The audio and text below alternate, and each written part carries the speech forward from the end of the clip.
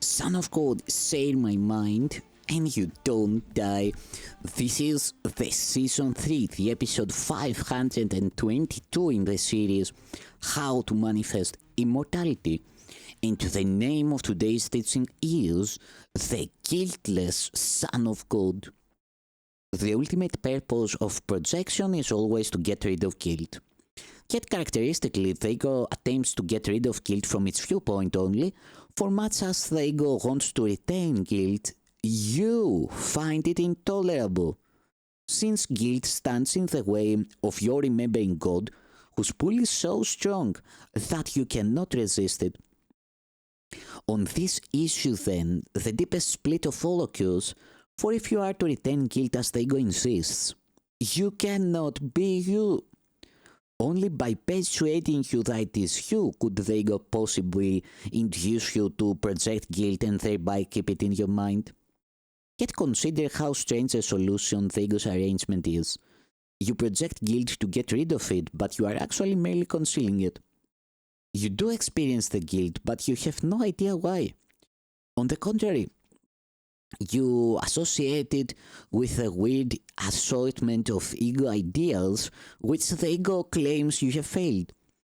Yet you have no idea that you are failing the Son of God by seeing him as guilty. Believing you are no longer you do not realize that you are failing yourself. The darkest of your hidden cornerstones holds your belief in guilt from your awareness. For in that dark and secret place is the realization that you have betrayed God's Son by condemning him to death. You do not even suspect this murderous but insane idea lies hidden there, for the ego's destructive edge is so intense that nothing short of the crucifixion of God's Son can ultimately satisfy it. It does not know who the Son of God is because it is blind, yet let it perceive guiltlessness anywhere, and it will try to destroy it because it is afraid. Much of the ego's strange behavior is directly attributable to its definition of guilt. To the ego, the guiltless are guilty.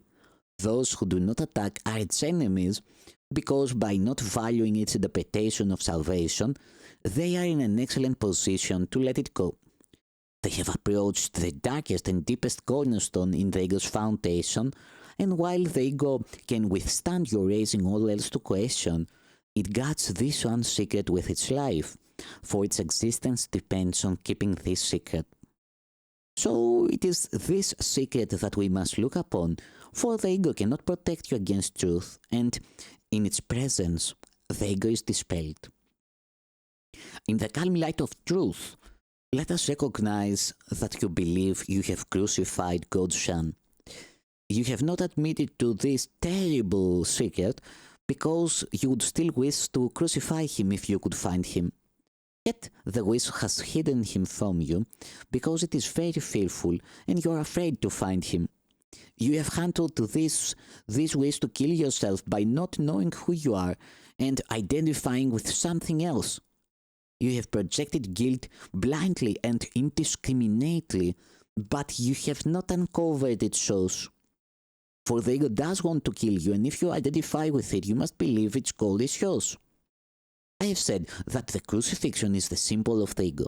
When it was confronted with the real guiltlessness of God's Son, it did attempt to kill him, and the reason it gave was that guiltlessness is blasphemous to God.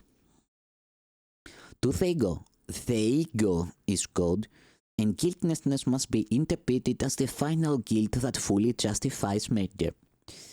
You do not yet understand that any fear you may experience in connection with this cause stems ultimately from this interpretation, but if you will consider your reactions to it, you will become increasingly convinced that this is so.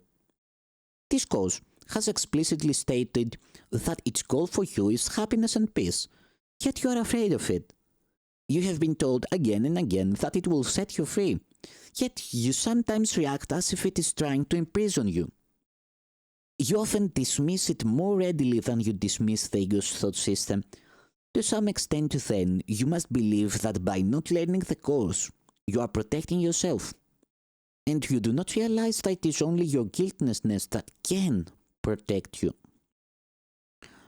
The atonement has always been interpreted as the release from guilt, and this is correct if it is understood.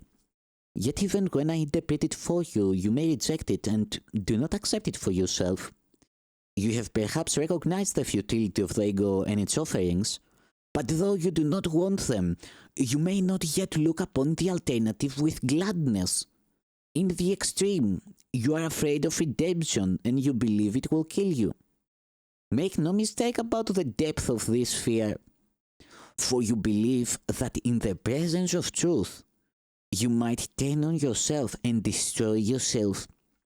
Little child, this is not so. Your guilty secret is nothing, and if you will but bring it to the light will dispel it. And then no dark cloud will remain between you and the remembrance of your father, for you will remember his guiltless son, who did not die because he is immortal. And you will see that you were redeemed with him, and have never been separated from him. In this understanding lies your remembering, for it is the recognition of love without fear. There will be great joy in heaven on your homecoming, and the joy will be yours. For the redeemed Son of Man is the guiltless Son of God, and to recognize him is your redemption. Thank you, Son of God.